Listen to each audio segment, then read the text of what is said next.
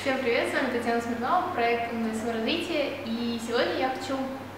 поговорить о том ключевом элементе, который необходим очень многим людям для того, чтобы действительно придерживаться своих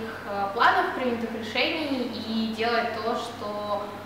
мы решили мы будем делать, а не то, что в итоге получилось. И на самом деле очень многие считают, что выполнение и реализация планов — это вопрос железной дисциплины, силы воли и вот там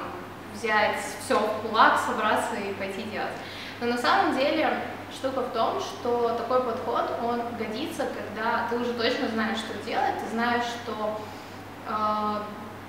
впереди конкретные действия, и этот путь уже в принципе понятен и, скорее всего, даже пару раз попробован. Но если мы говорим о каких-то совершенно новых действиях или о чем-то, что в принципе тебе не свойственно, в том числе реализация своих планов, действия по плану,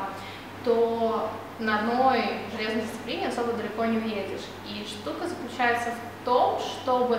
принимать тот процесс, который происходит, понимая, что ошибки, которые мы совершаем, это не означает, что нужно все бросить и сказать: это не мое, я больше никогда не буду этим заниматься, а осознать, что любая ошибка — это опыт, и это означает, что мы двигаемся по этому пути. И на самом деле, когда вот это вот принятие себя, своих действий и своих результатов, какими бы они ни были, не происходит, то из любой дисциплины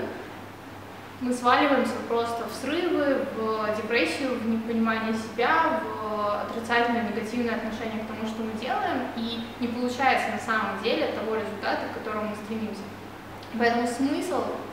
настоящий на самом деле не в том, чтобы фигачить кровь из носа, несмотря ни на что, а смысл в том, чтобы действовать, смотреть на то, что получается, и в любом варианте, даже если это не тот результат, который мы ожидали, понимать, что это действие, это путь, и это абсолютно нормально, что что-то не получается с первого раза, не так, как хочется, не идеально и так далее.